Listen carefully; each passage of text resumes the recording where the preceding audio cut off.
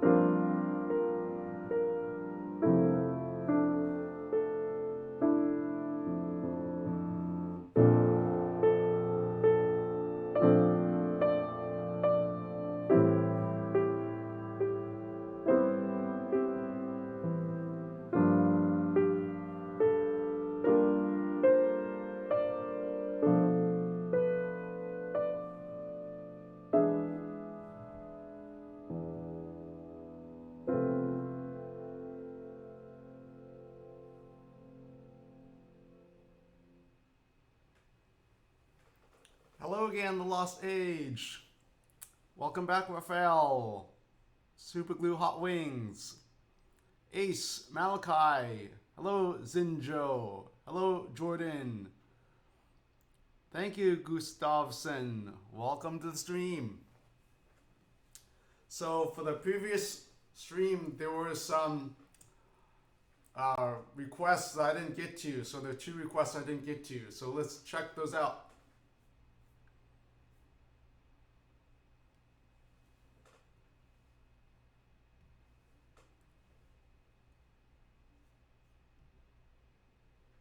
Welcome back, Jose, Priscilla, Fabio. Hello, Foul Cats. Hello, Darren W.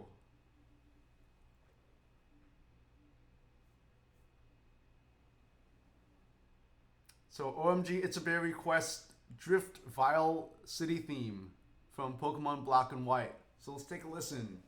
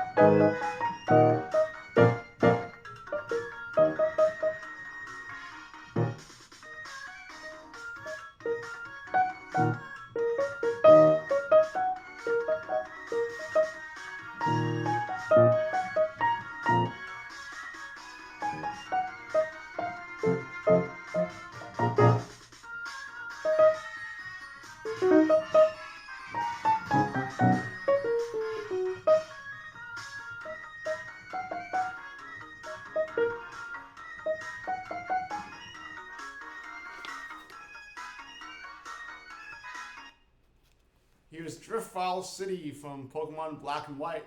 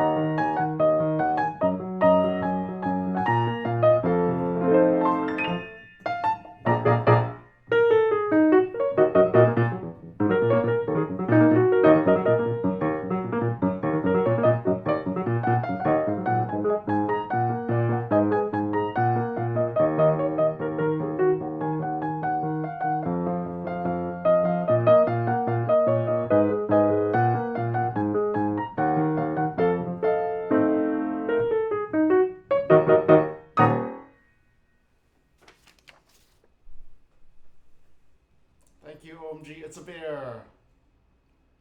So that was a really fast-paced song, and love jumps in the melodies, and it's based on this scale here,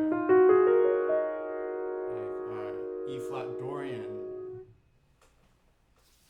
Gustafsson. Well, it takes 3,000 hours of transcription work to get to this level. I mean, I have perfect pitch, but to develop the skill of transcription takes a lot of practice too. So it's not just perfect pitch, but a lot of practice as well. Thank you, Jose Cast, Black Note 2. And thank you, Thaucat, for the super chat, requesting Gwyn, Lord of Cinder, Dark Souls soundtrack. Jeremy Soul music. All right, well, we'll have a listen. Thank you, Priscilla. Thank you, Matt C. Zinjo. David Prodigy.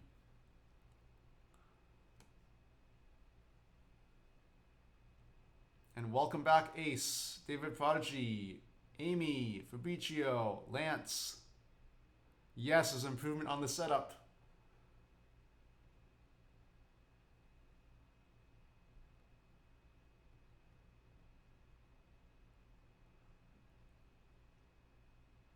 Thank you, The Lost Age. Try to remember as much of the music I can. So let's have a listen to the next piece.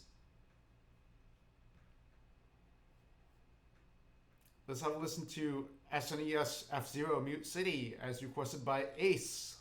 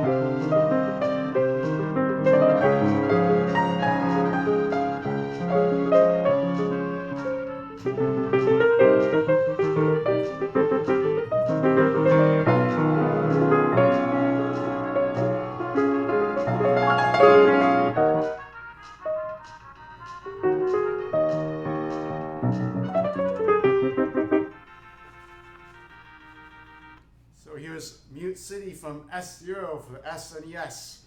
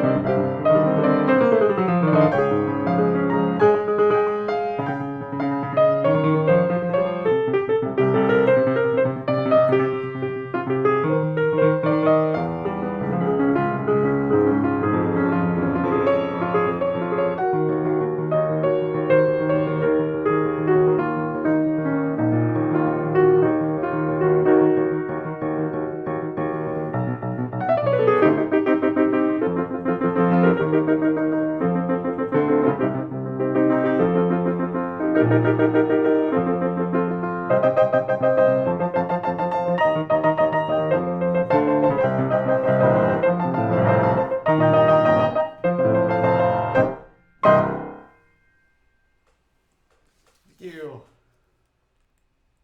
So the harmonies in the beginning reminded me of Top Gear. This harmony.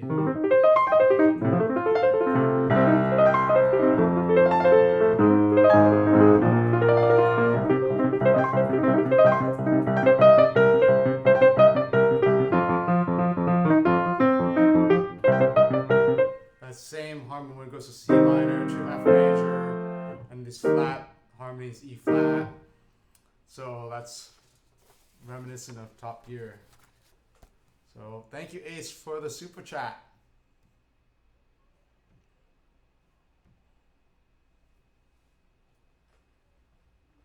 Thank you, Ace, Amy, David Prodigy, Jose Cast, Rafael, Kimmy. Thank you, Fabricio. And welcome back to the stream, Garrett Poncho. So we'll check out some Brainage music. And the next request is by Valcat. Gwyn, Lord of Cinder, Dark Souls.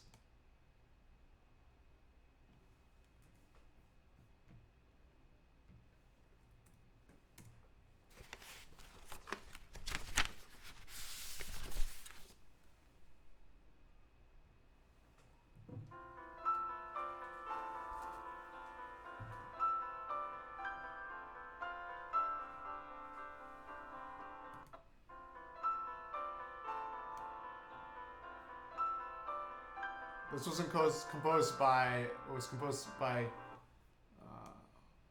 Motoi Sakuraba. So not Jeremy Soul, but Motoi Sakuraba.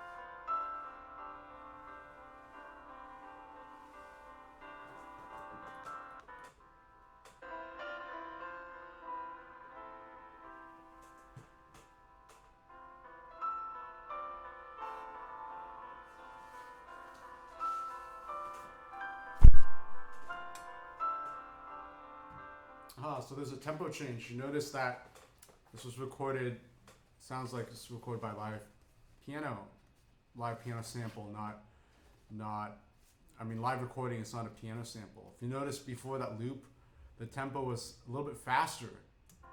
So when it got to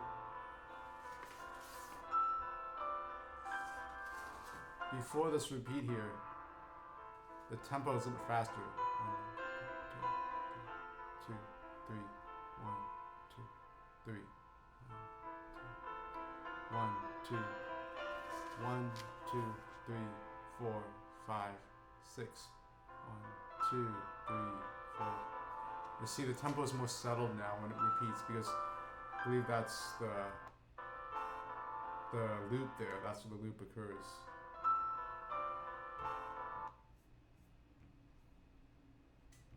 So, are you all with me at that? Okay, so here is Gwyn, Lord of Cinder from Dark Souls.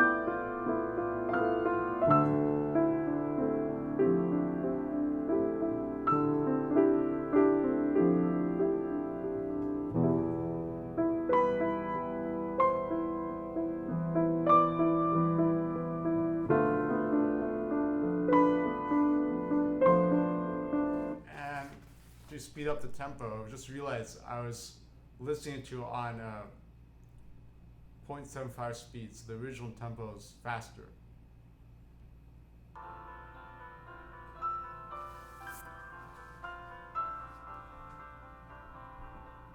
So here's the original tempo for Gwyn, Lord of Cinder, Dark Souls.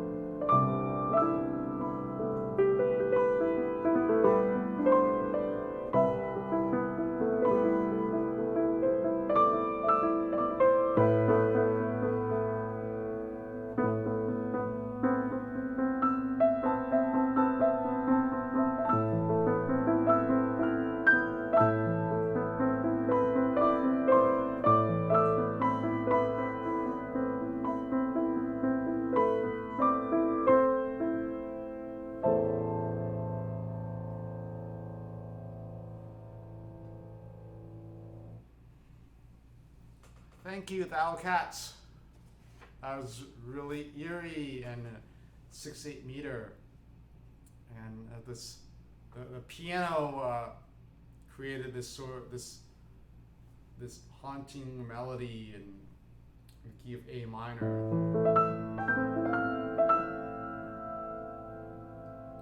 and it creates like this mysterious and haunting melody.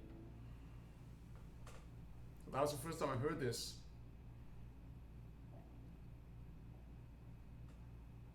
Thank you, Thou Cat, very much.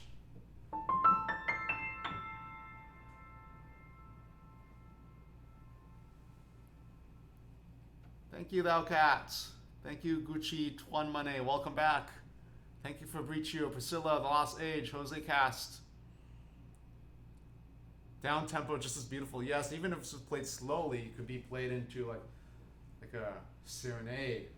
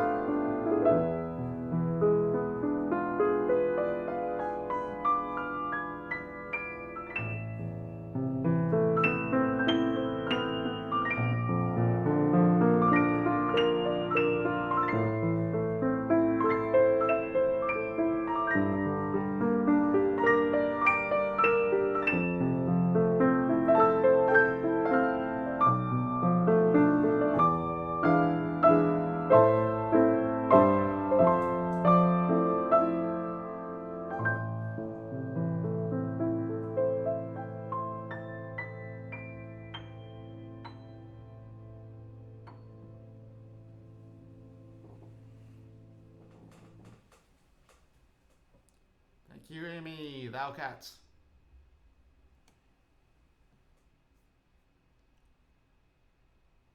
Hello, Philippe. Philippe, that is the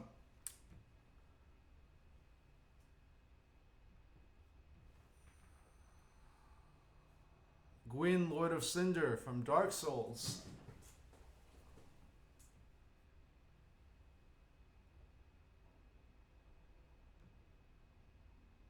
Commanding Bow from Majora's Mask. This reminds me of Little Goth from Celeste.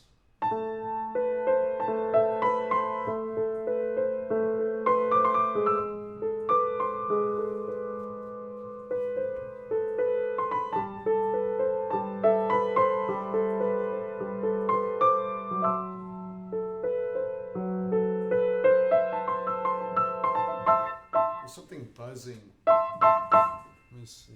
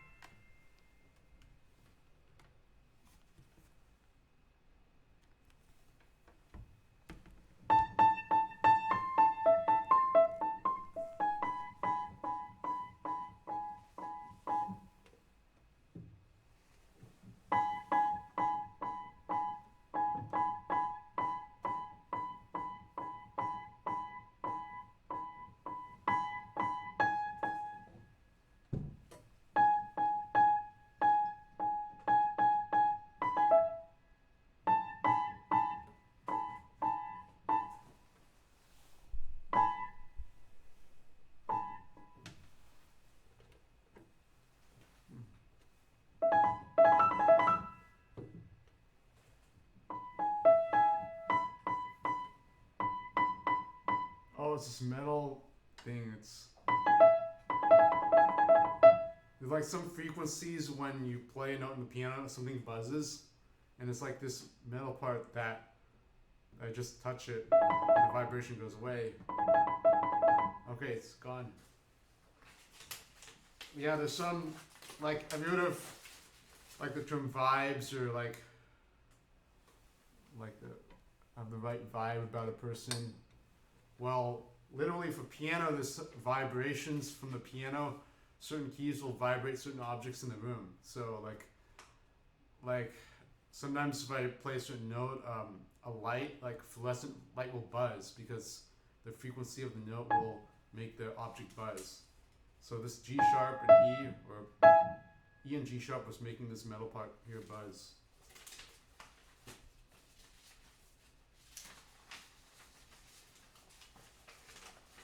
Alright, so let's get to the next super chat.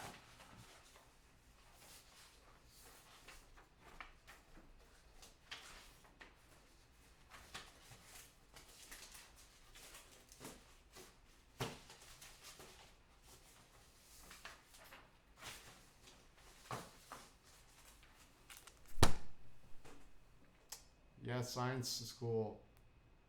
Mirror Temple B-side remix. I'm not familiar with that. I'm not familiar with that off the top of my head.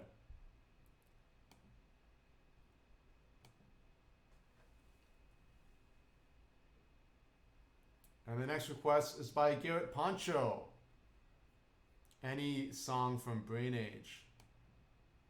So I'm playing Brain Age 2, so let's play a song from Brain Age 2.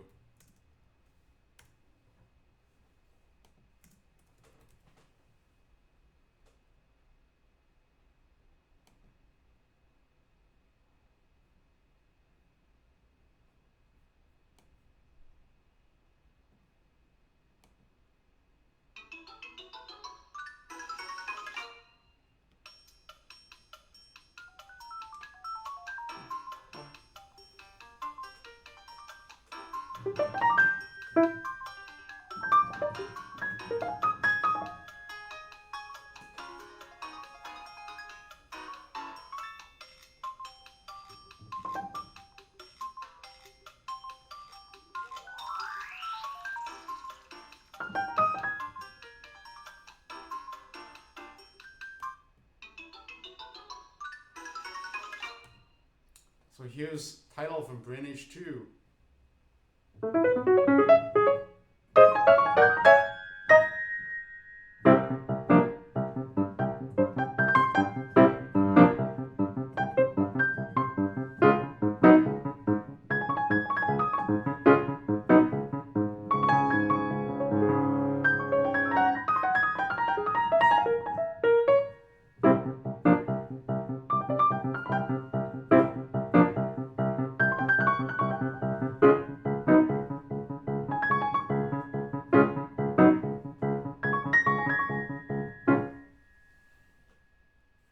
And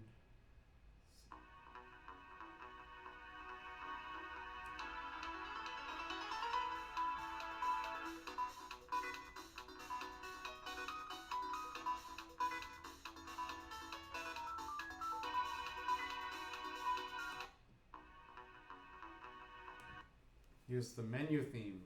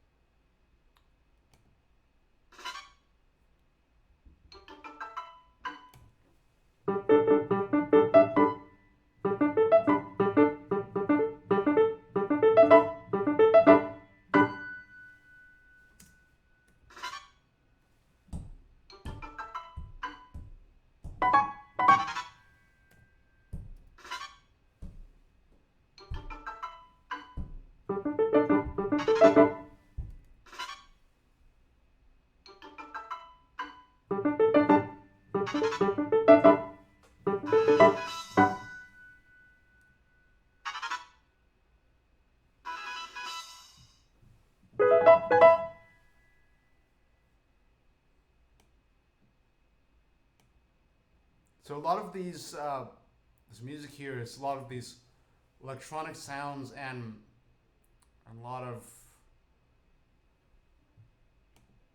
Let's see if there's a melody.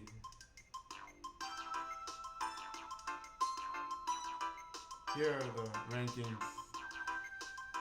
Rocket speed.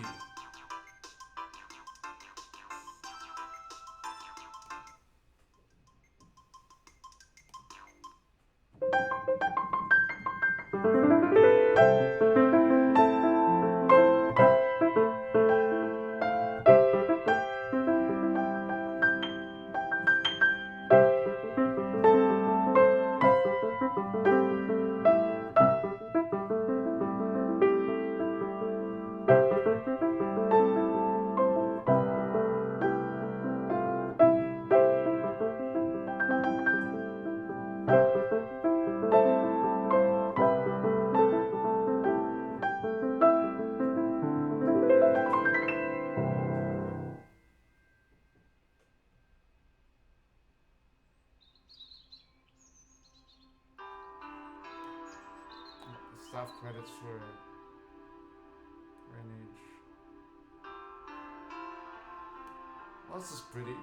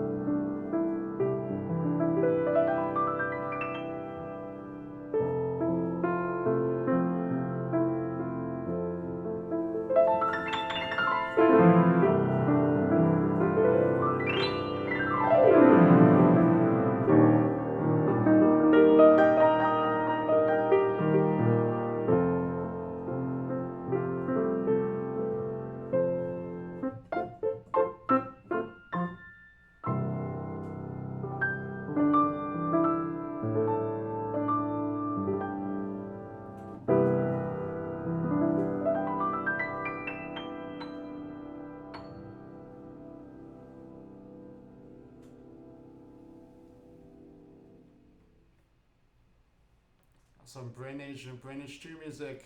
Thank you, Garrett Poncho, for the super chat.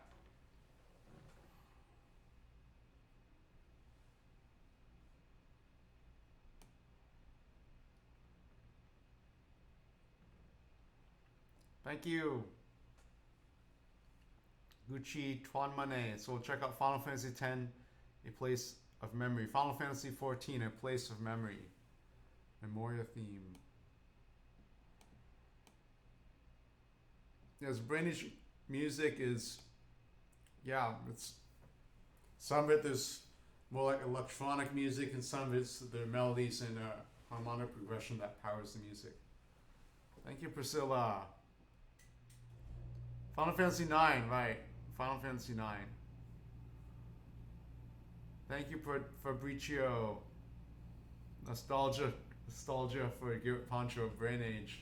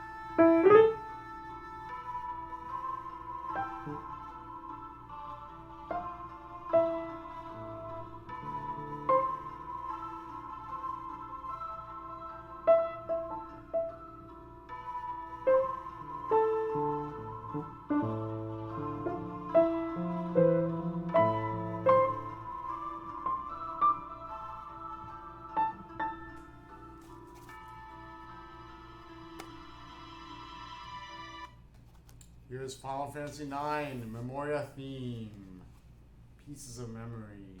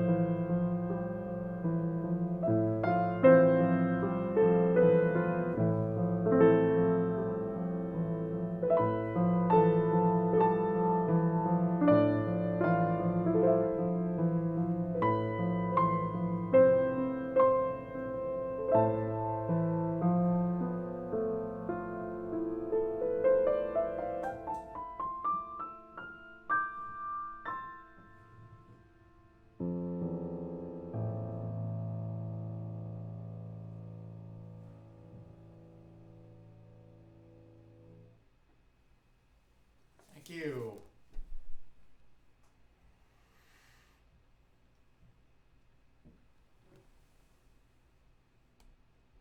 And thank you, Aldervinner, for the super chat.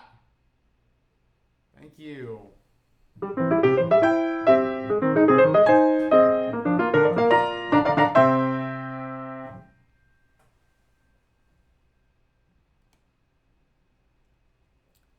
Thank you, Gucci Tuan Monet. It's a really haunting melody, also in A minor. So a lot of these songs, these spooky haunting songs in A minor. Thank you, Amy, Gucci, Fabricio, Jose, Hot Wings. I'm doing well. How about yourself?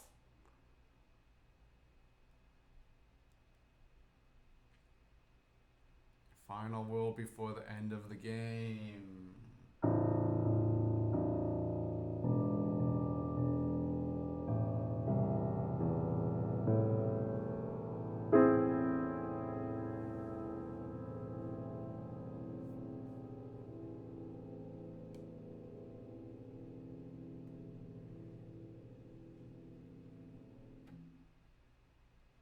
And let's take a listen to Power Hungry Fool from Fire Emblem.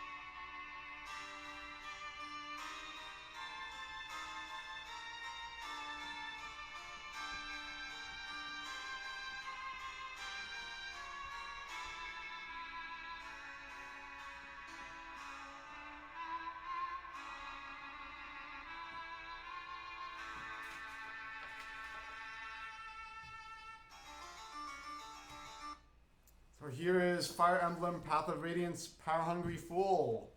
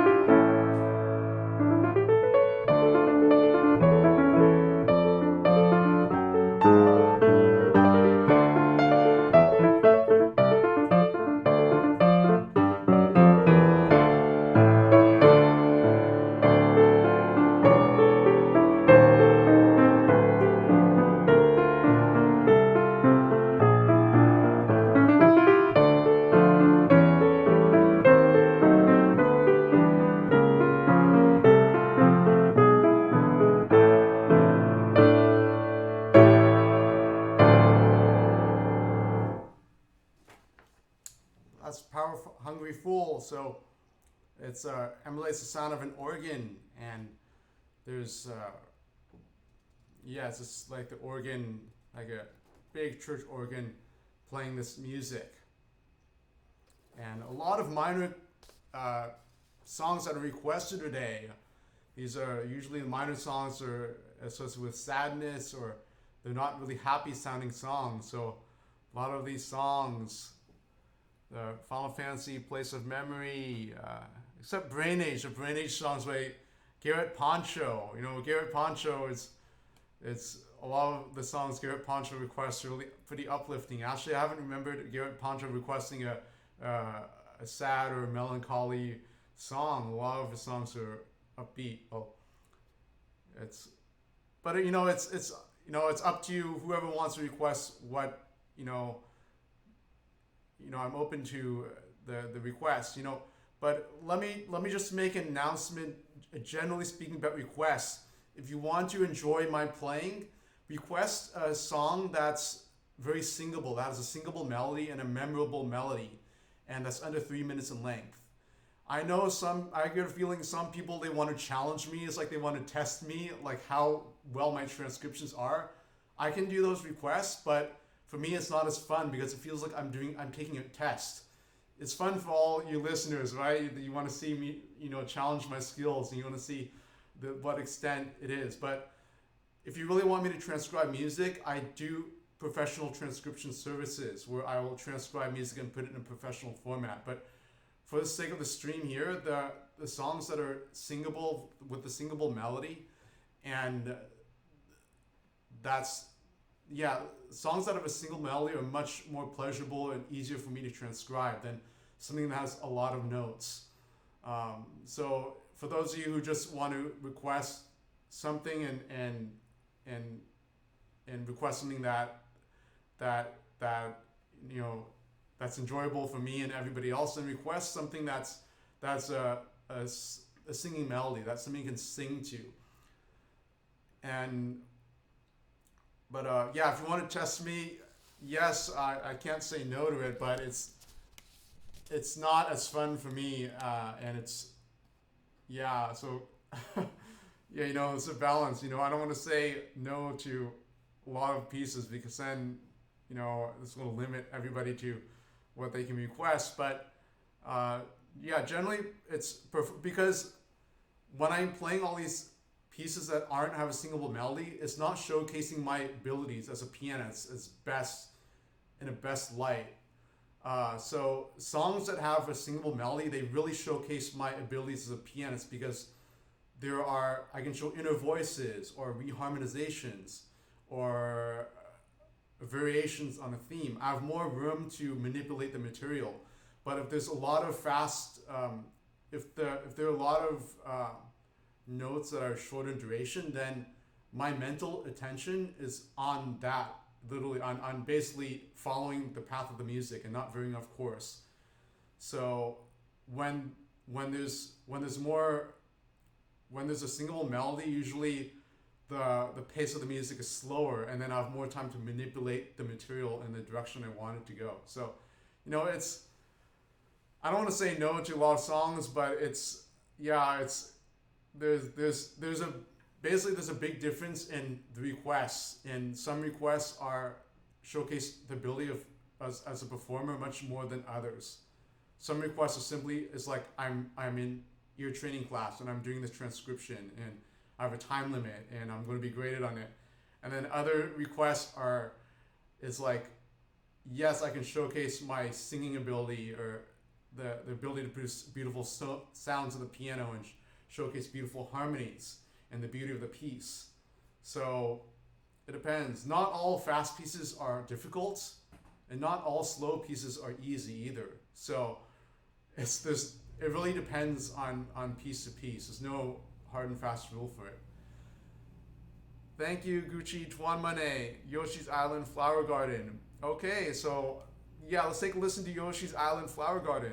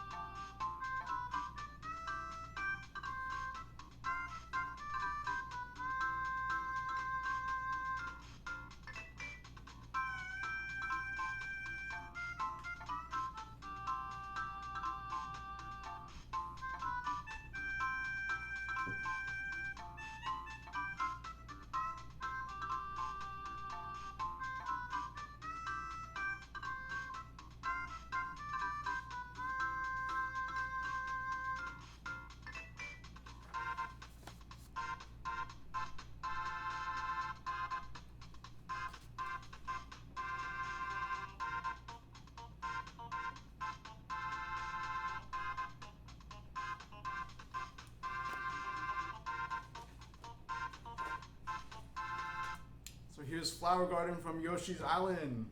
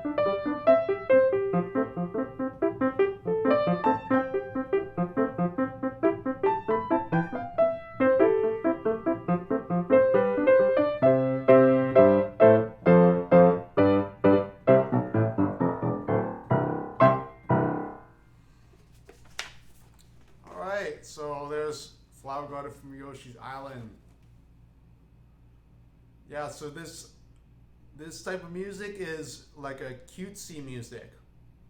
So usually, yeah. So it's like a Mario music. It's really cute. So uh, yeah. So there's a lot of this sort of in the high part of the register.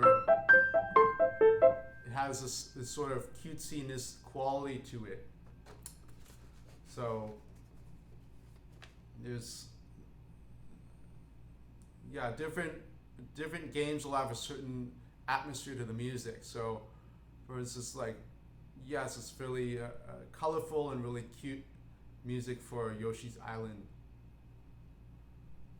All right, this is when Yoshi is like a baby, right? So the music is going to be more of like a childlike character to suit the atmosphere of the game.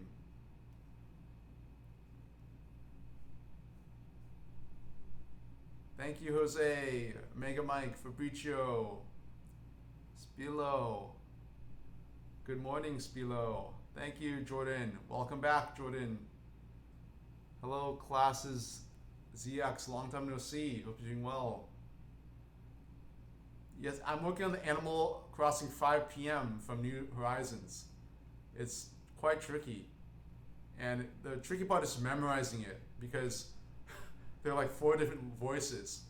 And the way I'm memorizing it is I'm practicing every 3 measures because there's really like every measure is different. It's hard to find a pattern. I mean, there is a pattern within each voice, but the way the voices intertwine is always creates certain different harmonies every measure. And the rhythms are like da da da da da da da da da. It's always stopping and going, stopping and going.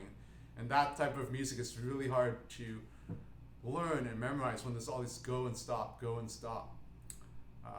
Like the Sims music, Sims 1 is when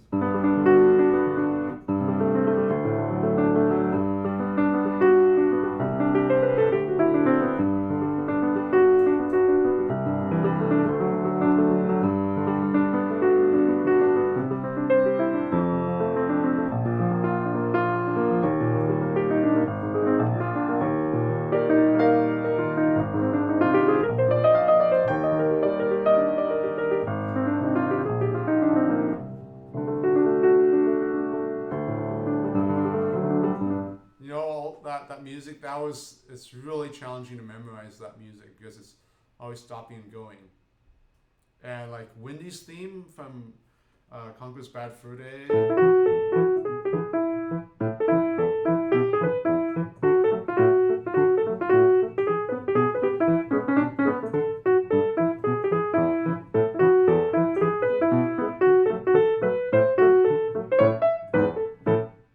That took me a while to memorize. I remember like spending just an hour and a half on just like a minute or so of the music to memorize it. So it's certain rhythms are harder to memorize. So I'm working on the Animal Crossing 5 p.m. theme, but it's a lot of fun.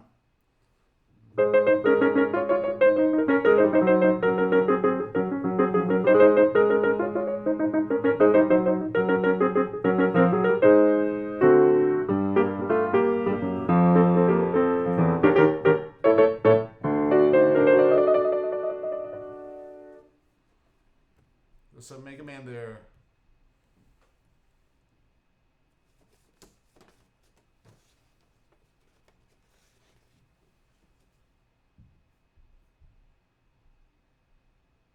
And thank you, Garrett Poncho, for the super chat. Wide, wide ocean from Mario Party. All right, let's check it out.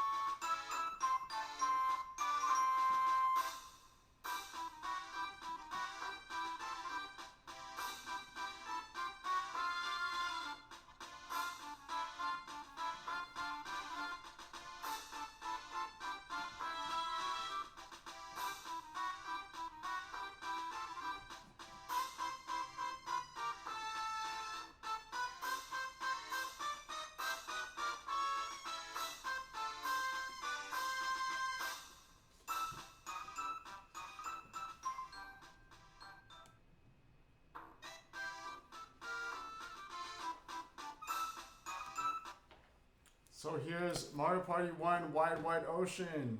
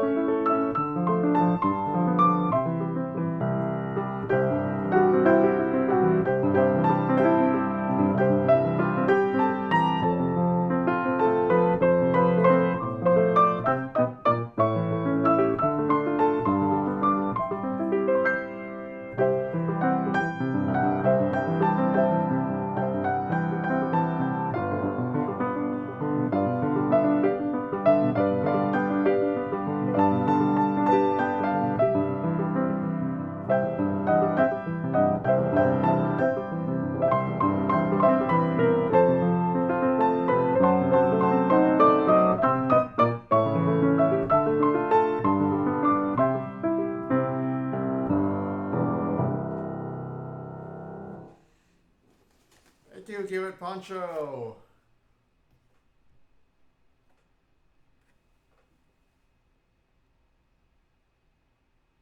That's like a merry-go-round theme in 3/4 time signature. So it's like a dance, like a waltz. And then I added arpeggios in the left hand to simulate the ocean waves in the ocean.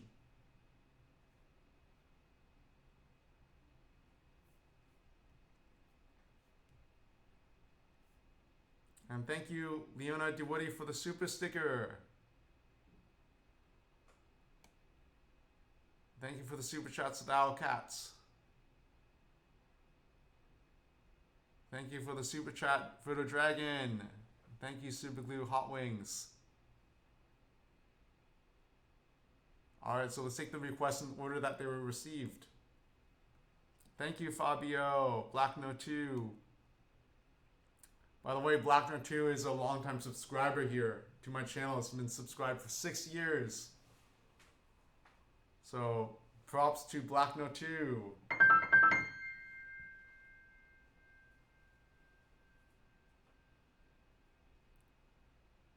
Hello, welcome back to the stream, David L. Sumner. Hope you're doing well. Thank you, Fabio, Priscilla, Jordan, Lucas, Jose. So let's have a listen to You Say Run from My Hero Academia.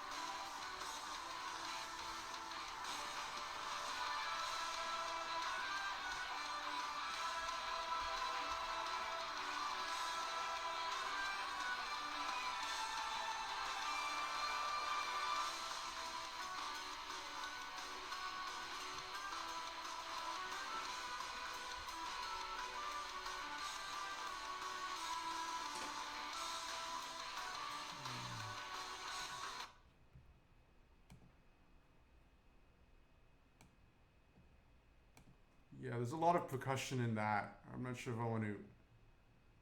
It tires out my ear from listening to that a lot.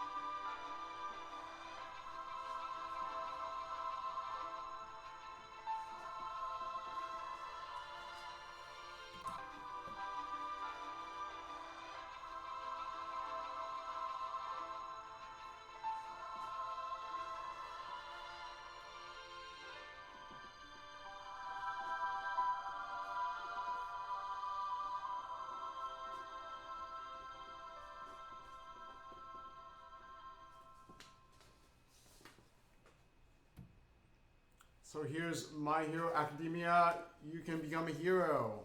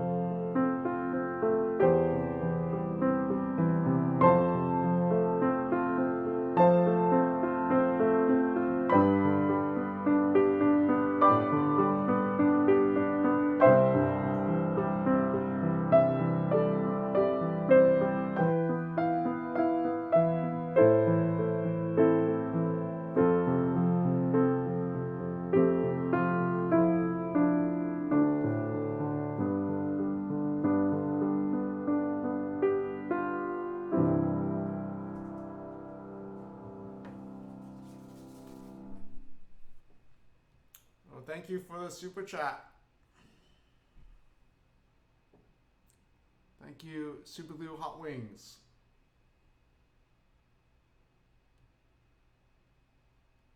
So that was used a choir and full orchestra to play that music, and there's a lot of sounds and a lot of different voices. So there's layers and layers of sound. So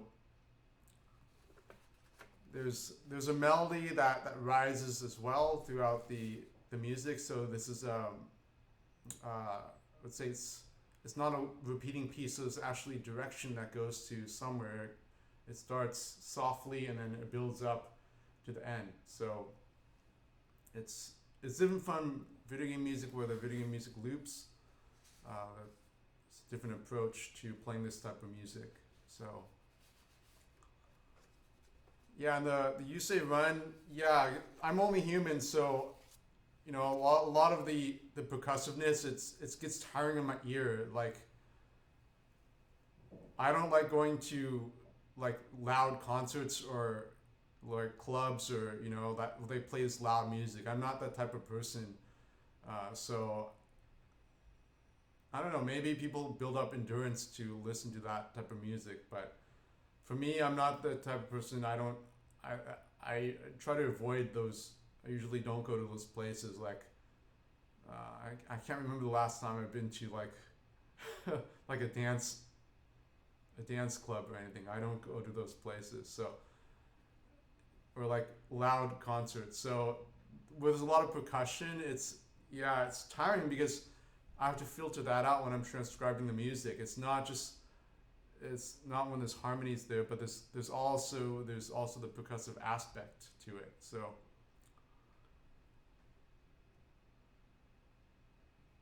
thank you, Jordan, Black Note 2, Fabricio, Jose, Alfrodi, Lil Nautix, SM.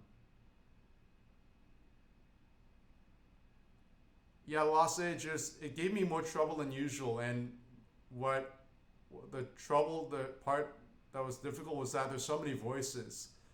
And then it's hard to figure out the rhythm sometimes, but that's that's why writing this down really helps, because if you do something like this by ear, it's really easy to get lost. And then there's a lot of even the recording. There's a lot of acoustic.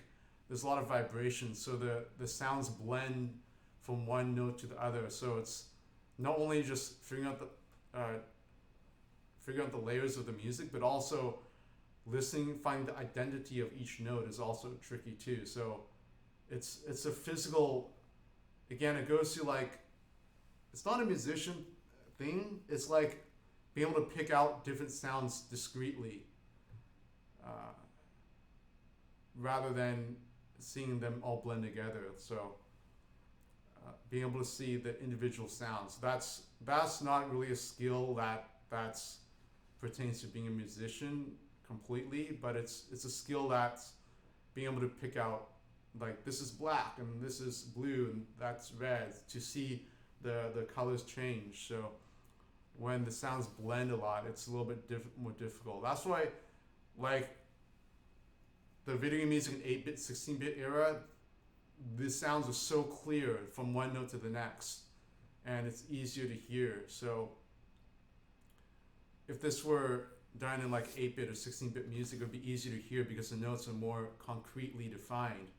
Whereas when there's they have the orchestra, the choir, maybe the mics are put in the back, like maybe the mics are put in a place to pick up the acoustics of the room, and then there's a lot of reverb in the recording. So when there's a lot of reverb, it's like walking in a tunnel, and you try to talk to somebody on like 100 feet away. There's gonna be a lot of echo, and it's hard to understand what each person is saying. Same with this music here. There's a lot of echo, and then when there's a lot of echo, it's like my mental energy is in that part to like hear all the notes and all the harmonies. Here at Poncho, I have a lot of friends that I met from music school. They're all over the world. Some of them are playing in top-notch orchestras like the Cleveland Orchestra or the LA Philharmonic or in London. So I have friends, like my classmates, like when I go visit Cleveland and I see the Cleveland Orchestra, I see my classmates in the orchestra, and those are like the top five. Cleveland is like one of the easily top 10 in the U.S. orchestras. LA Phil, the London Philharmonia is really prestigious. So yeah, I mean, it's okay. I mean, I've been transcribing music for nearly, like, I don't know, 4 hours today. So it's challenging. Maybe I need to eat more protein. I ran out of chicken. I'm eating like beef jerky, and I haven't been going to the grocery store because they say, okay, don't go to the grocery store unless you need to. So I stocked up on a lot of food, and then usually when I don't eat enough protein, then my muscles, like, I do a lot of push-ups and work out, and then when I don't eat protein, for people who work out and they feel like they don't eat enough protein, or they don't meet the protein intake per day, like, all the workout is not going to do so well because your muscles are not going to be fed that protein. So part of that is like, it could be like my diet too, because like diet plays a really important part as a musician. Like a lot of like, at least for me, I try to stay in really good shape to play piano, because if I'm not, then it affects my reaction times and then my physicality at the piano. It's not that it's more of an endurance thing as well. But yeah, I mean, so yeah, this sort of music here it's that's a challenge for this type of music. And yeah, this writing it down really helps, because without writing it down, it's like a blur. Like, if I were to play it again without the music, I'd remember the beginning and the end. Most people remember the beginning of a performance and the end of the performance. What goes on in the middle is like one in one ear, out the other. I mean, it's really common, even for me myself, like, to remember everything in one hearing is just you need to be a genius to do that. So a lot of people, they remember the beginning of something and the end of something. But with this, it's like a jelly donut. A lot of the contents is in the middle of the piece. And the melodies here, it's hard to predict where the notes go and where the music's leading to. And it's all within the same similar tonality, but it changes. The melody changes a little bit. So that's another story. Like good music, if you can justify where every note is in its place, and you don't think why was this note here? Why shouldn't it be there? Why is this note there? Why couldn't it be this or that? If you can justify where every note is in the piece, then that's a sign of a good composer. Like Mozart, for example, Wolfgang Amadeus Mozart, all of his music, all of his notes has a meaning. It contributes to the overall composition. There's no extraneous notes. Well, there's a saying after after the performance of the Abduction from the Seraglio, an opera Mozart wrote, one of the emperors, I think must have been maybe like Emperor Joseph or something, said to Mozart, "Too many notes, my dear Mozart." And Mozart didn't say, "Oh, I'm sorry. Yes, you're right. I'm sorry. Like I wrote too many notes. Yes, next time I'll revise the opera. I'll make it with less notes." What Mozart said, he actually said, "Just as many as needed, Your Majesty." So Mozart stood up for himself. He didn't back down from like a powerful emperor. And so, there's Mozart's music is genius because it's, every note has a meaning to it. But sometimes I'm not going to say certain music because I don't want to,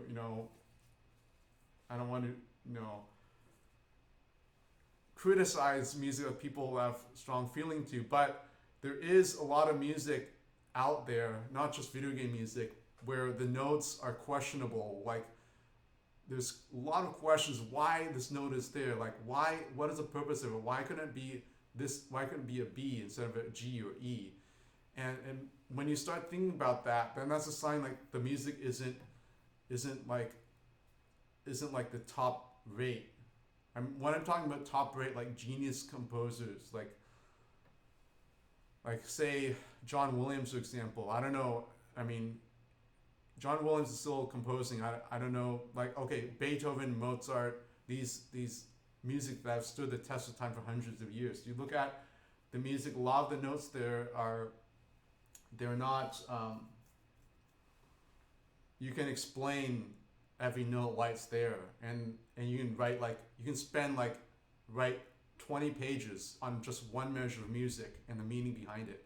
But if you take some music where there's like a lot of notes and it's sort of like you don't know why that note is there, like, and you're really trying your hardest to justify it. It's not like you're just brushing it off. But if you really look at it, take it as a serious piece of music, try to justify why this note is there, why this melody is leading to this point.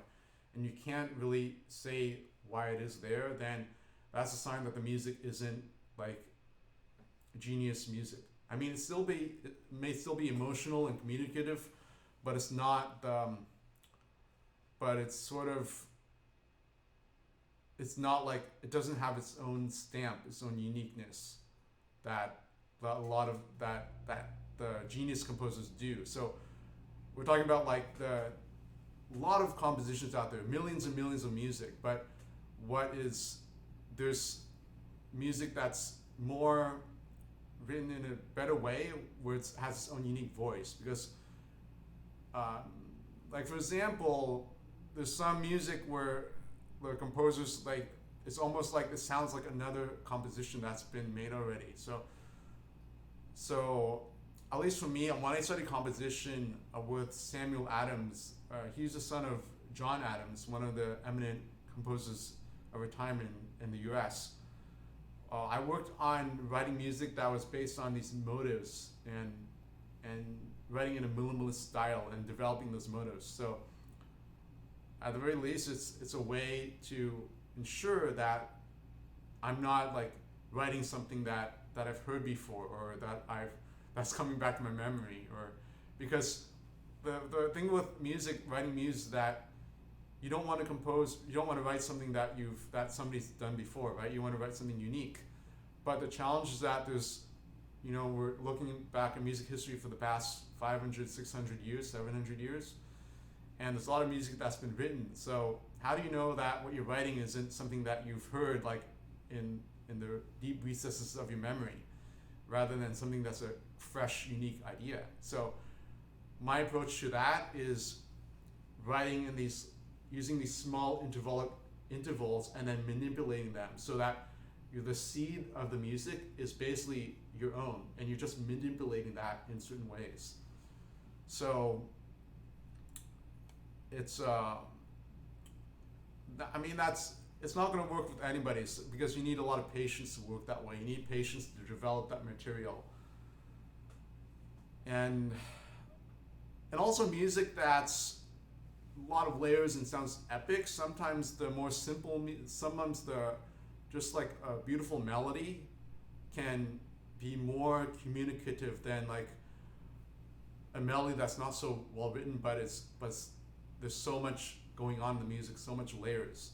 So the gift of writing a melody is actually really, really special, because some people are really, really good at writing melodies, like Koji Kondo or Tchaikovsky, and so on. Many, many people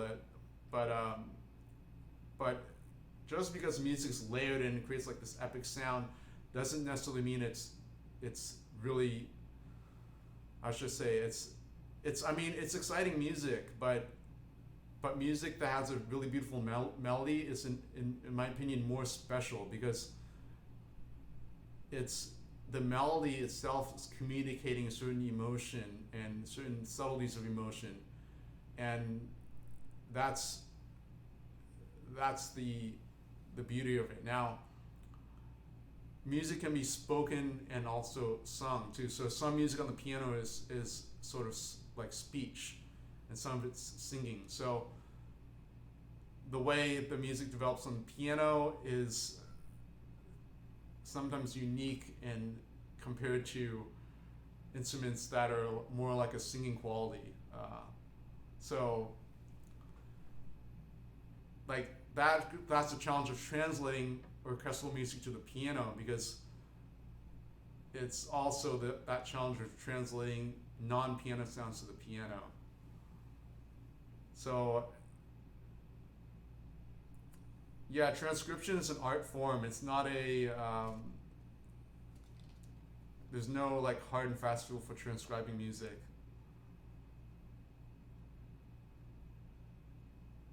You're welcome to Lost Age. I want to give my insights to, I don't know, hopefully this is entertaining and and you learn, hopefully it's, insightful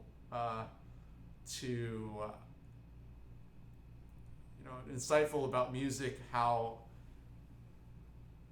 there's different, how there's different qualities and approaches to music.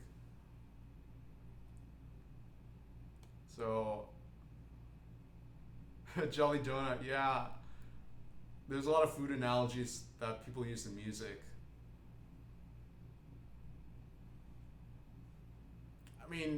Yes, older games have a lot of best melodies. We look back on those older games because those older games that have stood the test of time are standing out because of the melodies. There's a lot of games from the 8-bit era and 16-bit era that aren't as relevant today, but there's, yes, due to the 8-bit era, a lot of composers, remember, they were limited by the technology in terms of the data they could use for the music. So they could only compose 3 notes at a time for one chord, and they had to write music that could loop. And if they had certain levels like overworld theme, dungeon theme, credits theme, title theme, they had to apportion that amount of data. So they had to be clever in how they compose music, and they also had to make it loopable too. So they didn't want to make it the loop easily sound like a loop. So if you look at the Super Mario Brothers main theme, there are a lot of irregular phrases. So some phrases are longer than others. So that makes it sound less repetitive when it's played over and over again. So, hello Real Gamer, welcome back. So Real Gamer is requested UN Squadron the End, and Real Gamers also, yeah, he donated through Patreon. So this is, yeah, Real Gamer, good to see you. Yeah, UN Squadron the End. It's, yeah, that's, I'm trying to recall the melody. Yeah, it was, yeah, that music has a certain charm to it. Part of the charm is that it's from a certain era that people usually don't play games from that era. I mean, there's Animal Crossing New Horizons, a lot of hype for that. I mean, it's deserved hype. I mean, go Nintendo, hooray! So I mean, people are not playing. Usually, I mean, there are people that play these games, but usually it's not like the mainstream games. So part of the music playing from UN Squadron the End, part of it is that charm of looking back from that era. And yeah, that piece kind of reminds me of a sunset. So it's kind of like that era, looking back on it, and that sort of harmonies. So yeah, sometimes when artists are limited, they're actually more creative because they find creativity in that limitation. So like these days, composers, they compose with orchestras and symphonies, and they can go to like studios to record them. So now there's really not much limitation in terms of instrumentation, file size, recording time.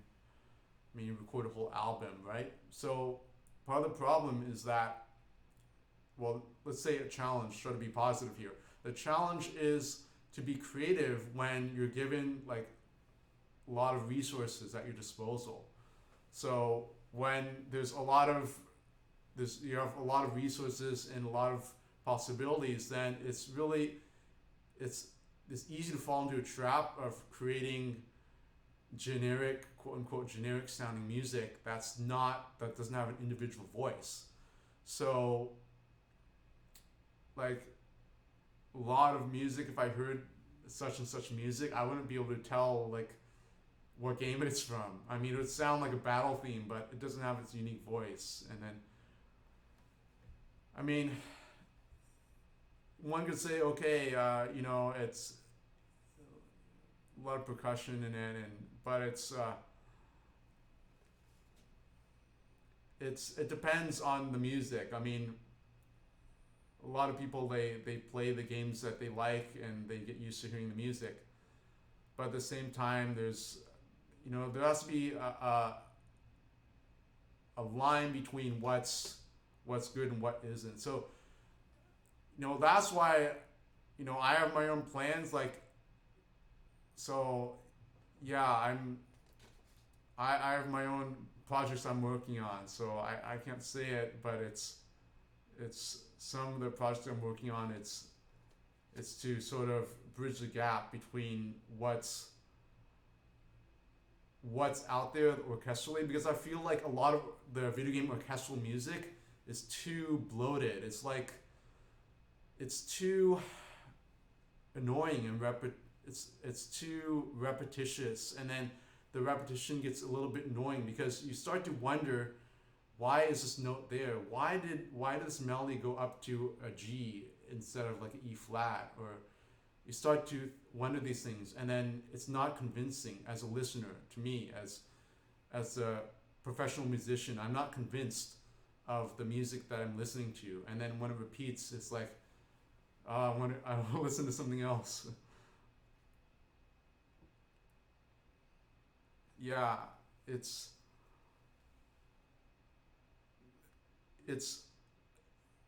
and then yeah, the only way to make that change is that I have to compose for a video game, or I make my own video game. So I'm working on my own projects right now. So it's, and I have worked with some video games. I'm not gonna mention them, but I prefer generally, there's that fine line to connect between the people that are working in the game and then your musical ideas. So you find that balance is tricky.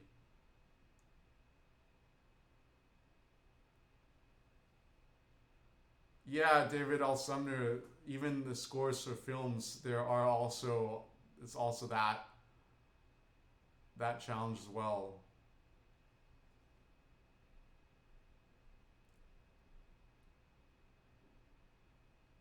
Yeah, Jose Cast. Yeah, some people they say they listen to music constantly, but I wonder, like, how much are they picking up in the music? Because just because you're listening to music doesn't mean you're picking up on everything that the music is providing, the emotions. And just because you're reading something doesn't mean you comprehend it. Like all like read receipts, for example, in social media, I'm not convinced of their usage because just because somebody reads something doesn't mean that they comprehend it. And sometimes the comprehension is more important than the act of reading it. So, and maybe with read receipts, people's expression of language is becoming too simplified because they're afraid if whatever the message is too complex, then it's like maybe not understood. So I'm all about like the comprehension part. So if music, like people listen to music, but the problem is if it's not like from a my point as a professional musician, I listen to music. I when I listen to music, I'm also analyzing the music as well. It's like part of me as a professional musician. I really can't turn that part off. Like I'm always analyzing the music when I'm listening to it, if it's not consciously but subconsciously. So as a professional musician, I hear these. I I hear the what the music is saying, not just on like the surface level, but also on a deeper level. So and for me that deeper level is more exciting because that's like moving mountains, whereas on a superficial level that's more like seeing like something that's pretty, but like going beneath outside layer is you start to see things that hear things that are more fascinating, that are more meaningful. So it's the same thing with when Beethoven was composing a lot of symphonies. His predecessors, like Brahms, for example, they were intimidated by what Beethoven wrote because they felt like they couldn't write symphonies, they couldn't find their own voice because everything was in the shadow of Beethoven. Beethoven was like this colossus figure in music history. So that's how Brahms started using the flat six and flat three harmonies and using more of brass to create like this majestic atmosphere. So yeah, with video game music, okay, yeah, it's it'd be good if you can mainly have video game music requests. Okay, anime and film music is fine, but on occasion, because I think a lot of some people here they're here to listen to the video game music. So uh, if we could, you know, limit the amount of other requests, only like if you feel like you really want to do it for a special reason. But I prefer to do video game music requests here because the audience, a lot of people here, they want to listen to video game music. So let's try to stick to video game music if you can. I mean, if you feel like, oh, I want to request this piece because this piece reminds me of like my friend who moved away, and my friend always listened to this music, and listening this music reminds me of my friend. Okay, fine, but if you're like requesting like non-video game music songs like constantly, and uh, then yeah, that's going to dilute the video game music aspect of the stream. And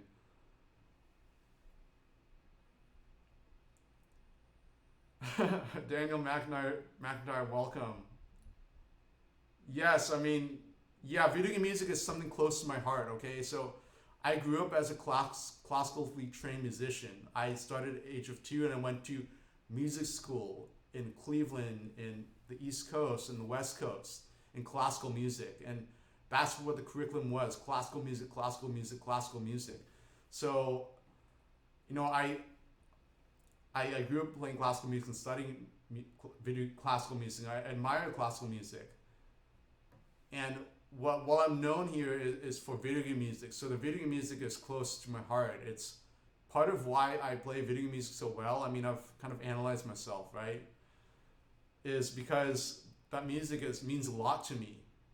I grew up playing video game music like Sonic, Mario, Final Fantasy, StarCraft, you know, a lot of video games. So I I can relate to the video game music and even to the music from video games that I haven't played, because I understand the emotions that the composer is trying to convey and how it relates to the story in the game.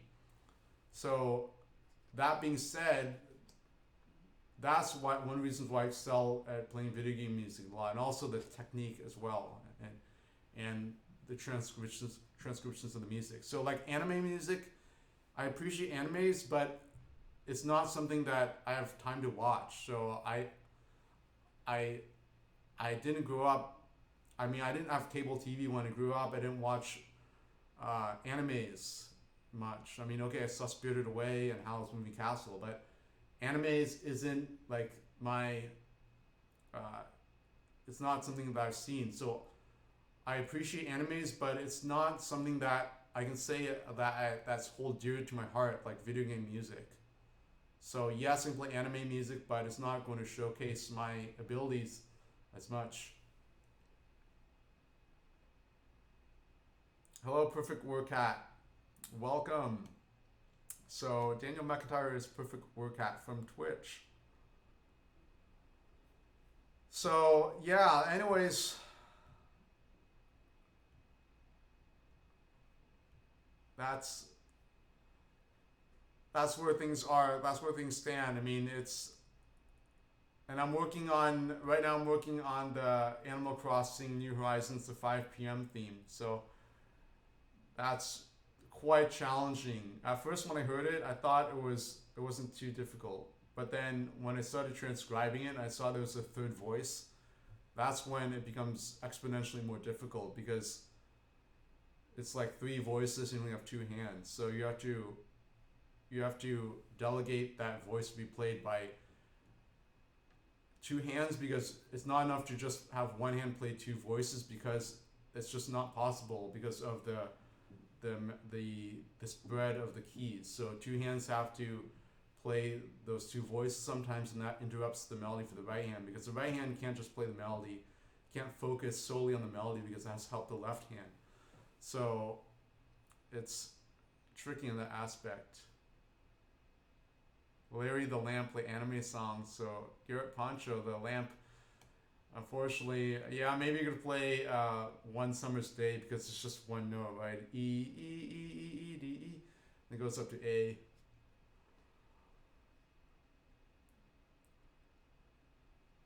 Yeah, I mean, the playing, yes, I mean, yeah, I can play the songs by ear. I mean, it's not impossible, Jose Cast. And yeah, I mean, and a musician that can transcribe music, yeah, should be able to transcribe a lot of songs. But like, it's, yeah, like non-video game music is, yeah, I mean, it is what it is. But it's like the music, if I want to showcase my skills and abilities as a pianist, then it's better for me to play music that's showcasing my abilities, like not just showcasing my skills as a transcriptionist, because doing transcription is different than playing. I mean, somebody can be really good at transcribing, but doesn't necessarily mean they're good at playing the piano, and vice versa. And those skills are not dependent on each other. Like, you don't need to be a good pianist. You don't need to play piano to transcribe music, and you don't need to be able to transcribe music to play piano. Those skills they're independent of each other. So sometimes I want to showcase my abilities of playing the piano, just like playing. And so part of the transcription, it sort of gets in the way of showcasing my skills. But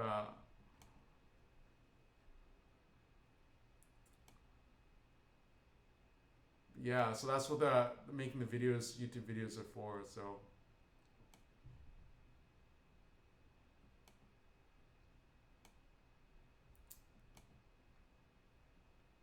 So yeah, I mean, another thing is, yeah, I'm losing subscribers when doing these live streams. So if you could please subscribe to my channel, that'd be great, because I feel like, okay, whenever I start a stream, it sends out an alert, and I think maybe some people, they're unsubscribing because of they're receiving these alerts every day and so forth. So I'm down to like, I'm gonna go below 103,000 subscribers. It's gonna go like 202,000 subscribers soon, because I'm down to like 103,019. And over the past week or so, I lost about like 150 subscribers. So don't think it's, I don't know the reason for this, but so I'm hopefully more people will subscribe to the channel through the YouTube videos,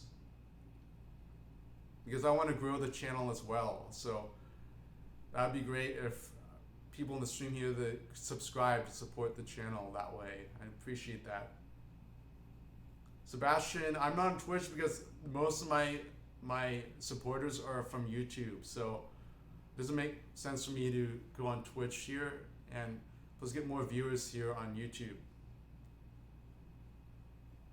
Thank you, Oli. Yeah, I don't know, like exactly what the reason is.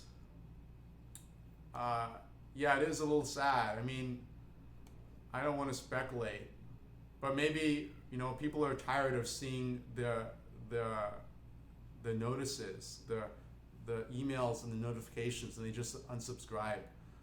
So yeah, if I probably by tomorrow or the day after tomorrow, I'll dip below 103,000. So I'll have lost, over the past month, I've lost 95 subscribers. Usually I have a surplus of subscribers, but I've actually lost, I'm in the red zone for subscribers. And that's due to, to the streaming. And so, I mean, I'm not complaining. I mean, the pluses and minuses to the streaming, right? So,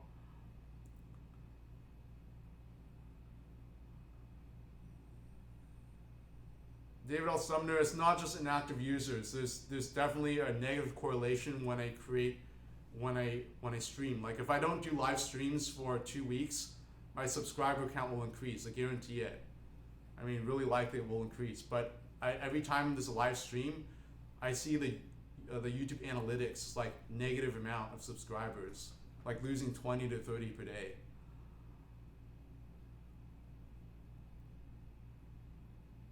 Welcome back, Comical Sen. Yeah, I don't know. The number of subscribers doesn't relate to the quality and the skill of whatever skill is portrayed in the channel. So,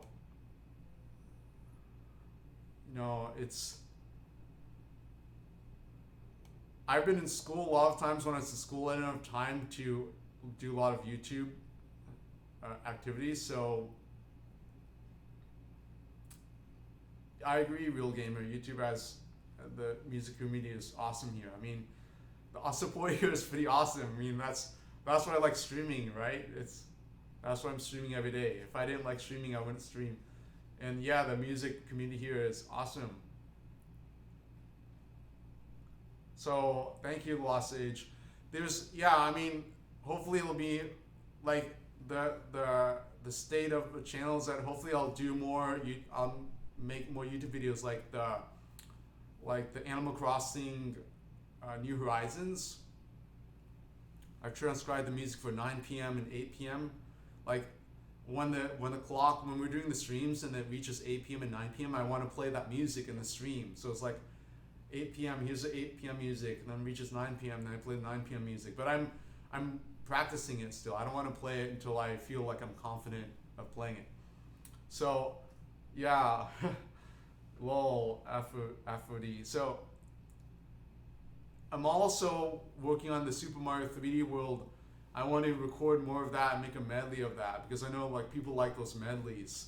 So I've in the past, over this past 6 or 7 years, I've recorded a lot of Super Mario 3D World music for the channel, but it's not the entire soundtrack yet. There's still a lot of other tracks I have to transcribe. Yeah, I don't know, like because why I don't have millions of subscribers, who knows? But you know, like a lot of the like my Mario Medley video was actually created before YouTube, so it was like before YouTube was even out on the internet. So thank you, the real gamer, for the super chat. I really appreciate that. So you're a real gamer. So yeah, I mean it's coming along. I mean, yeah, the super chats are fine in the requests. So if the subscribers would grow, like even if we go backwards, then that would be pretty cool. But we have to find a way like to get more people to subscribe to the channel, right? Because we don't want people to be like, oh, it's just another, I'm tired of getting these alerts, unsubscribe. So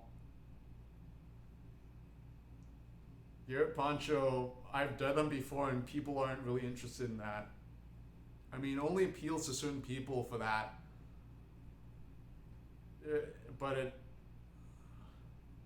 I mean, if I were to do that, I would have to practice to do that because I have to get my playing up to a certain level. Because what I would want to showcase for that is like structural improvements, not just like, oh, I know how to play these notes here, and I want to show like the structure, because that's actually from a point of a professional musician that the structure is paramount. How the structure is unfolds is one of the qualities of a musician. Like I took Schenkerian analysis, and so Schenkerian analysis is an analysis of how music unfolds over time, and there's certain notes that are unique or that are critical to the unfolding of the composition. So Matt C, I streamed on Twitch like 200 hours over the summer learning Capucin Etude number 15. But I find like here you get more viewers here, it's more fun. And yes, there's like multi-stream. There's a possibility of multi-stream like YouTube and Twitch, but I don't think that's allowed. Like, I don't think that's like for this type of, because I'm a YouTube partner, I don't think that's allowed to do like multi-stream on YouTube and Twitch and like Facebook Live. It has to be like one at a time. Ole, yeah, that's what I was talking about. Yeah, I don't think it's allowed. I mean, I've seen people do it, but I'm not sure if that's completely allowed.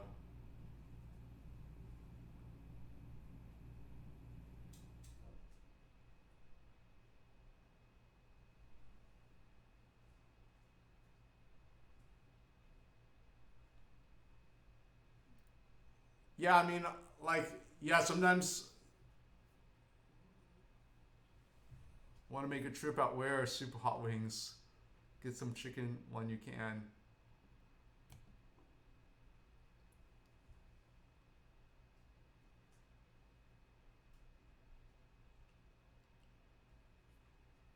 Yeah, the spooky interpretations of Mario, that's from like Luigi's Mansion. So the Luigi's Mansion is like that spookiness of it, but it's not too scary that's going to like scare children and be like, oh, I don't want to play Luigi's Mansion because the music's too creepy. But there's spookiness to it, but it's like a cutesy spookiness to it. And then yeah, like the Super Mario 64, the Ultimate Bowser, where I had the lamp on the ground, and then I was like, the shadows were created in the wall when I was playing. So that was when I was living in Palms and playing on my electronic piano.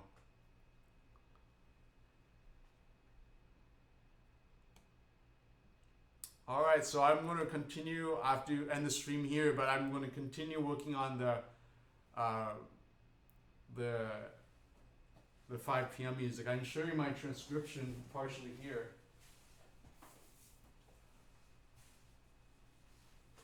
So, part of my transcription is here. You can see it. If it shows up here.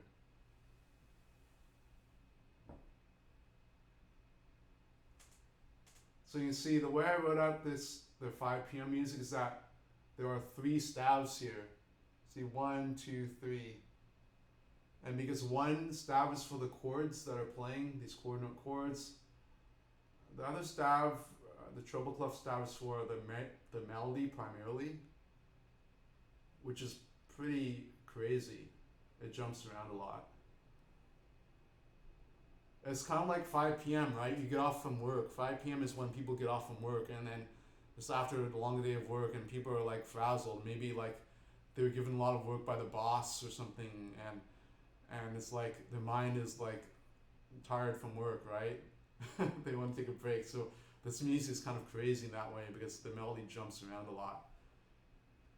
Like ba-dum, ba-da-dum, bum, bum, ba-da-dum, bum. Like goes to another key like suddenly, and then there's a bass line here, and then that inner voice, that guitar inner voice, that's the stop and go rhythm. David DP, I use Sibelius Ultimate, and if you're a student, you can get the student discount. Like you only pay like $8.25 a month if you're a student, because you can use you can register as a student, so pay like $500 for the software. So yeah. Hello Christoph. SM, yes, I played the bench because we interesting for my foot. Thank you, Jordan MP. Yes, I mean, hopefully I want to create more Animal Crossing New Horizons videos, because it's just, yeah, put time in it. I mean, the whole soundtrack is 5 hours. And then say that soundtrack is looped, like the music repeats once. So the amount of unique music is probably about 2.5 hours. And maybe I could, do videos for the entire soundtrack for Animal Crossing New Horizons.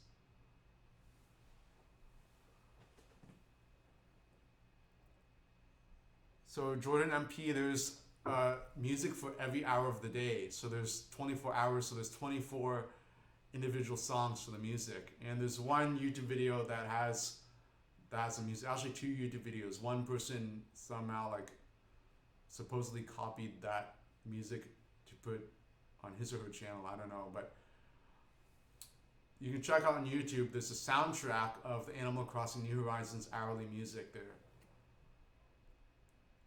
Yes, that's right, Garrett Poncho. There's a 5 p.m. For every game, there's going to be different set of music for it. So it's like 1 a.m., 2 a.m., 3 a.m., 4 a.m., 5 a.m., 6 a.m., 7 a.m., and so forth.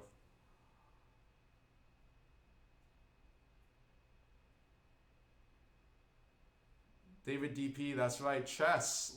I play chess. So I don't know if that's the answer you expected. I mean, it's a game, right? So I play in tournaments a lot. I mean, before the coronavirus situation happened, I played in tournaments over the board. In fact, one of the tournaments was where the Back to the Future scene, one of the scenes from Back to the Future was held in that same place where the tournaments are held. So it's that scene where people are going to a dance, like a dance party or something. That was held at the library.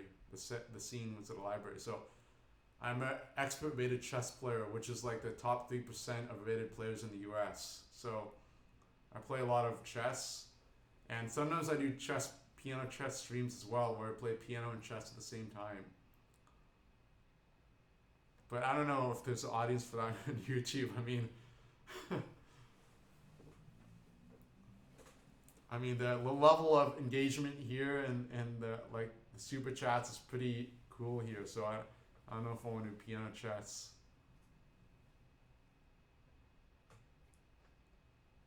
Yeah, I remember seeing Back to the Future many years ago. All right, Comical Sen. Have a good night.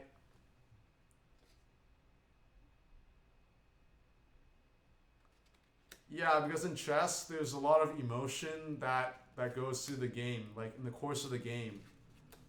It's like when you achieve a winning position, or you see you're gaining a big advantage. At least for me, I get really excited, and like my body temperature goes down. I get like really like excited when I get a winning position. It's like somehow transpired. Like the pieces have somehow gotten to this position where it's like advantageous to me. But then that's like just the beginning of the battle, because your opponent, if they're really good, they're going to put up a lot of resistance. They're not just going to easily let you win, even if they're at a disadvantage. So the good opponents are going to make you work for that win. So that's when it gets even more difficult, because then all the maneuverings get even more subtle, because sometimes in a position there's only one move that's correct. All the other moves fail. So sometimes you have to find that correct move, and you have to time it, because sometimes that move is correct. You see that thematic possibility, but that possibility only works if the pieces are arranged, if there's like certain diagonal or file that's open at that time. So you just see like there's a lot of emotion, so you get really excited about that. So I want to write that, that type of music, and there has been like already chess inspired music written already. So yeah, I'm not good at Super Smash. I haven't developed my skills at Super Smash. Yeah. I played a lot of good people who are good at Super Smash. David DP. As strong as chess opening is F3, and then you put your king on F2. That's a joke, right? I'll throw to you. I hope that's a joke. Definitely not F3 and G4, because then you get checkmated in 2 moves, right? The 2-move mate. Yeah, sort of chess music.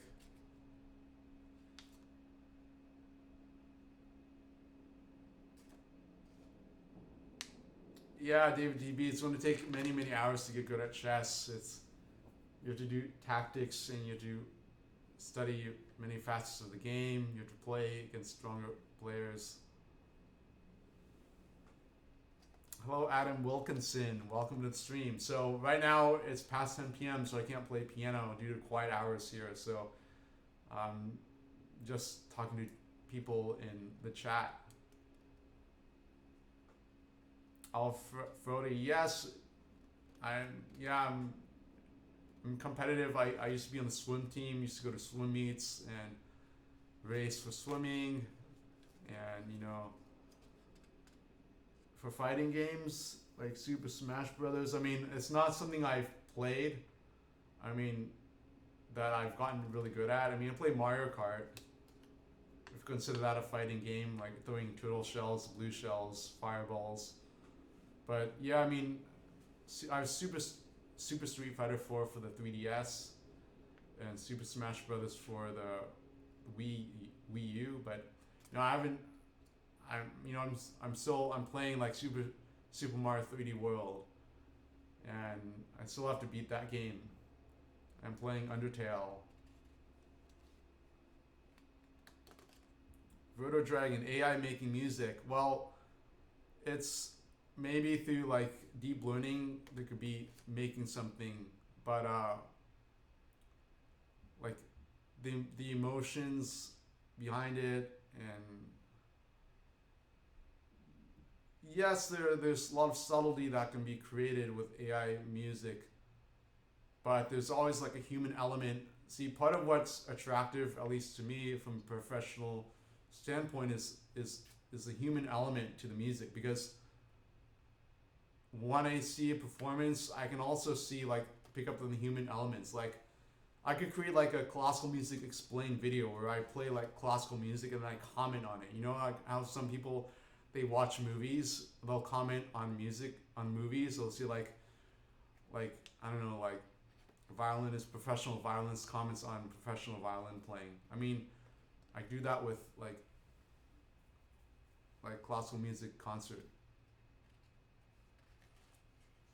But again, part of it is really detailed though.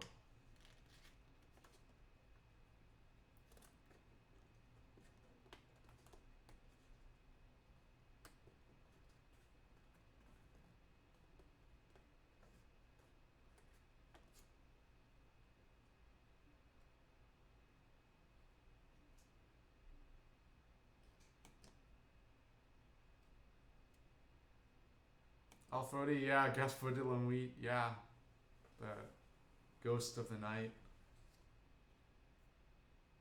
Yeah, I mean, I haven't composed for an orchestra, but like if I were to compose for a video game, then maybe I'd compose for orchestra. But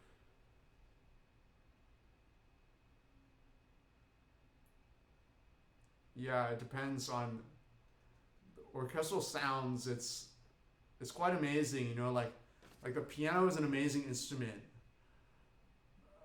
but the thing is with the piano, it's a double.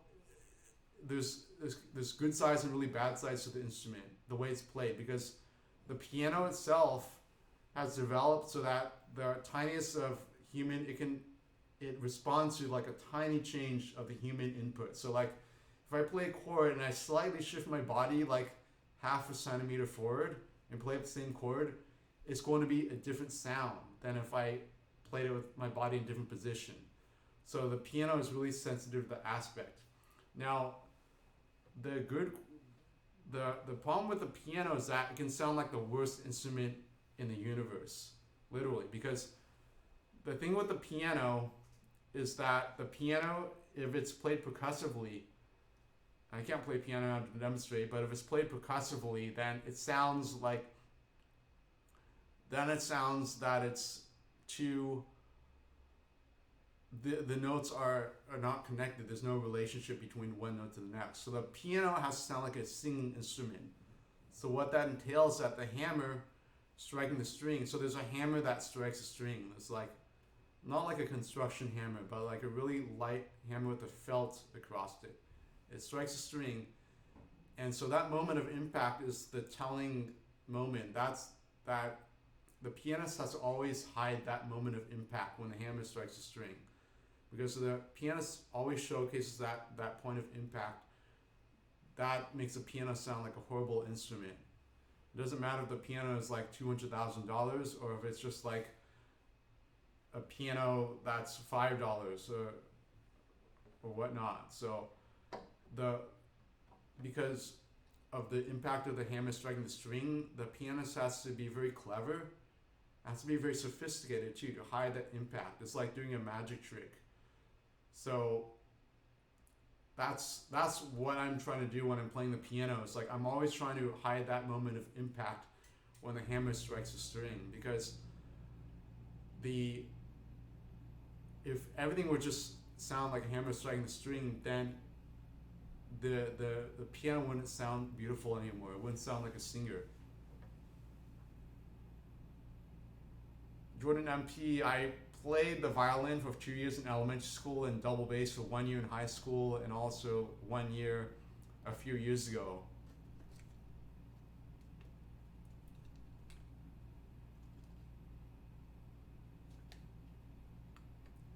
So I don't really have a favorite concert pianist. I mean, there are a lot of pianists that are good at playing certain music than other composers, and so I like Yevgeny Kissin. I grew up listening to his music a lot and watching his videos a lot. Like Victor Gilels, Horowitz.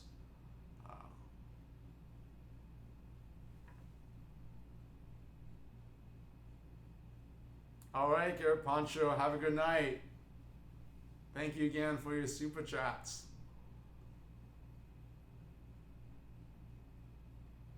Hello, Sean Kenny. Welcome. Thank you.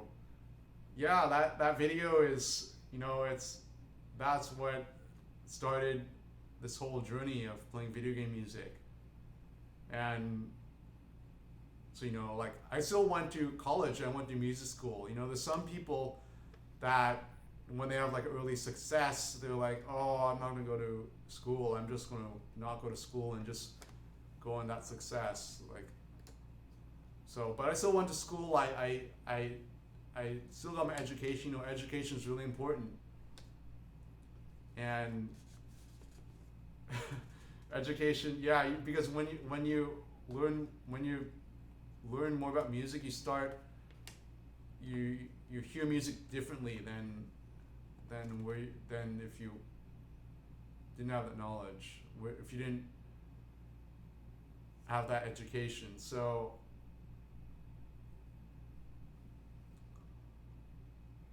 I mean, I took a lot of music classes at school, so that those classes give me a different perspective on music.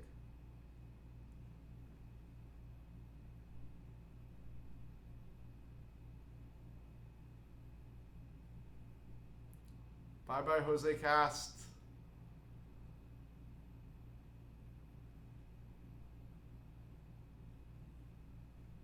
All right, so let me thank the people who sent a super chat and a super sticker.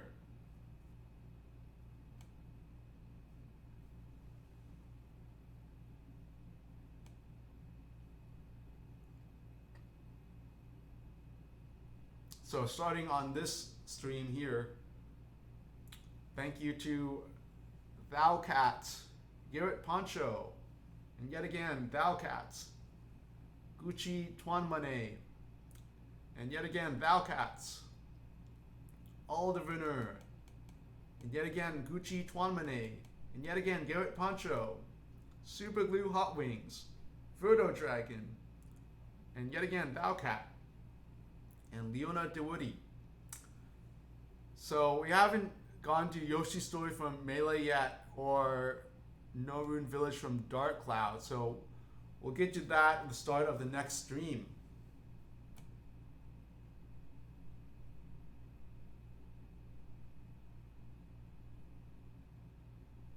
David L. Sumner, probably Andante Spinato and the Grand Polonaise Brilliance. Lost Age. Oh, there's some people that are really generous and they make these donations.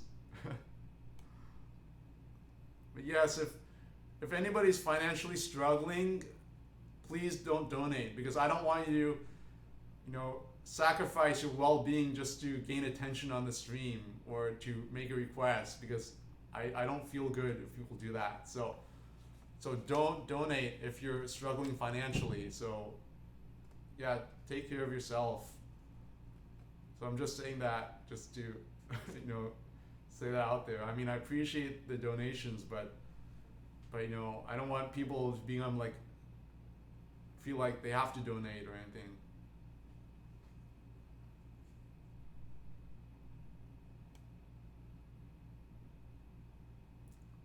Well, I'm glad you enjoy the streams, David DP, and yeah, it's fun. It's fun talking here.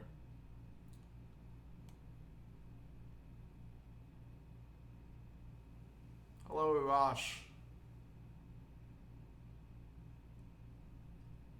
All right, so we'll call the stream for today. So, bye-bye.